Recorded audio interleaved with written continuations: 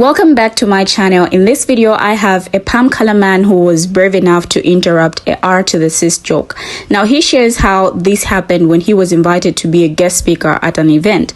So what happened basically was, at the table he was seated, which was full of all white people, one palm color man started sharing a joke that he knew straight away was going to be racial, and he knew that the joke could be about black people. Now, you won't believe that no one literally said anything about it, not until he said something when he couldn't take it anymore because he felt uncomfortable. But in all honesty, it is not surprising that no one apart from him said anything, because it is all about white solidarity, not wanting to say anything or opposing what your fellow white person is saying just because you feel you don't want to embarrass them or someone of your own race. So people tend to shy away or keep quiet when such is happening around them. And I feel this is what is contributing to the continuation of R to the cis. Now, he talks about a lot of things in this video, so stay glued as I play you his video. I will be right back. Some time ago, I was speaking at a corporate event in America. I was the guest speaker. That night at dinner, I was at a table full of white people, and the guy, one of the bosses who'd invited me, actually started to tell a joke that I knew straight away was going to be racial. And black people were going to be the butt of the joke. In those split seconds, in the early sentences of the joke, I had a decision to make. Do I say something or stay quiet? No one else was saying anything, though I'm sure they felt uncomfortable. So I spoke up and I said, I don't think this joke is one I want to hear. I don't like the way it's going. I think it's going to be at the expense of black people. I'm not comfortable with that. Would you mind not telling it? Or I could leave the table. It was very uncomfortable. I remember he didn't tell the joke, but it was uncomfortable the rest of the night. Later in my room, I journaled what I felt about what was going on. I thought two things were at play. One was what I would call white solidarity. The other was what I would call white social capital. White solidarity is an unspoken code, I think, that we have as white people that means we would never embarrass each other by creating a racial discomfort for each other, by interrupting a racist joke or pointing out an act of prejudice or discrimination. We kind of keep quiet because it's a social code that we have, that we would remain in solidarity with each other, which protects our whiteness, our white advantage, our white privilege. That was at play at the table that night that allowed him to do what he'd done obviously many times.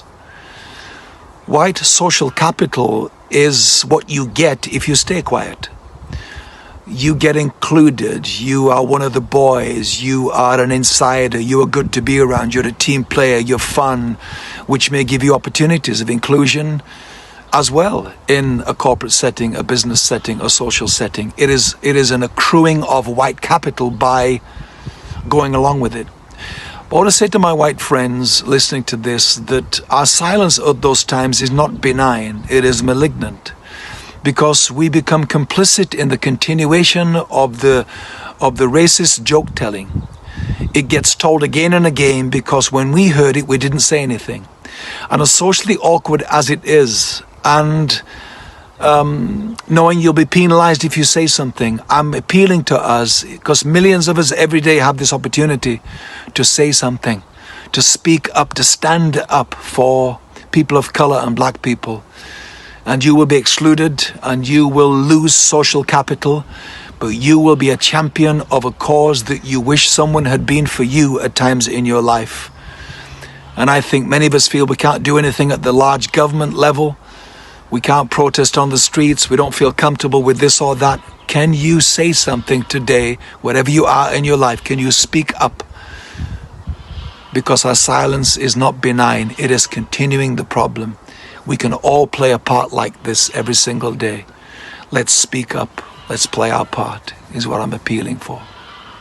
Now, in his video, he talked about two important things that I want us to look at. Number one, white solidarity, and secondly, white social capital. Let's start by looking at white solidarity. What is it? White solidarity is the unspoken agreement among whites to protect white advantage and not cause another palm color person to feel racial discomfort by confronting them when they say or do something racially problematic.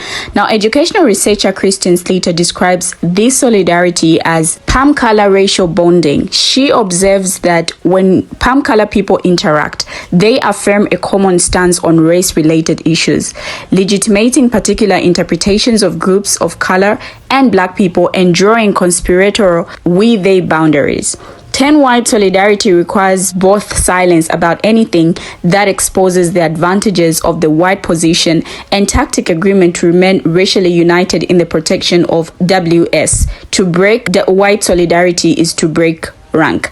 Now, people of color and Black people certainly experience WS as a form of racism, wherein they fail to hold each other accountable, to challenge racism when they see it, or to support people of color and Black people in the struggle for racial justice.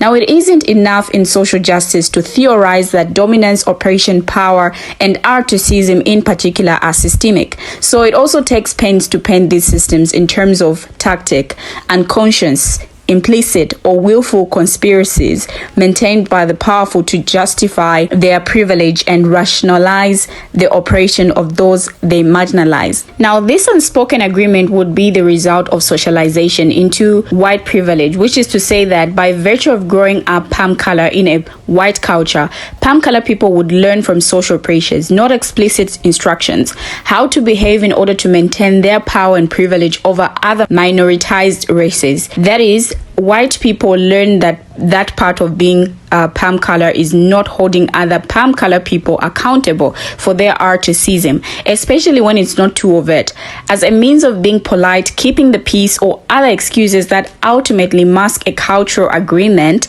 to keep white privilege and WS in place. Now, in practice, the concept of white solidarity, like its cousin, the racial contract, serves to justify an increased need and urgency where it comes to calling out racially problematic behavior and speech, wherever the critical theorists can find it, which can be literally anywhere. More than that, it is to justify calling it out everywhere. It can be found, which is anywhere, anytime it can be found, which is always, because to do otherwise is to participate in white solidarity, which is a form of systemic racism. Now, the white solidarity is seen at the dinner table, at parties, and in work settings. Many of palm color people can relate to the big family dinner at which Uncle Bob says something racially offensive and everyone cringes but no one challenges him because nobody wants to ruin the dinner, or the party where someone tells a R to the cis joke but they keep silent because they don't want to be accused of being too politically correct and be told to lighten up. Now, in the workplace, this is avoided, naming racism for the same reasons, in addition to wanting to be seen as a team player and to avoid anything that may jeopardize their career advancement. All these familiar scenarios are examples of white solidarity. Why speaking up about racism would ruin the ambience or threaten their career advancement is something we might want to talk about. Now, white social culture is a form of racism centered upon the belief that palm color people are superior to people of other racial backgrounds, and that palm color people should politically, economically, and socially dominate non-whites. While often associated with violence perpetrated by the KK and other WS groups, it also describes a political ideology and systemic oppression that perpetuates and maintains the social, political, historical, and or industrial white. We have come to the end of the video. Feel free to share your own take on this video. What do you have to say about this video? Thank you for watching and see you in my next video.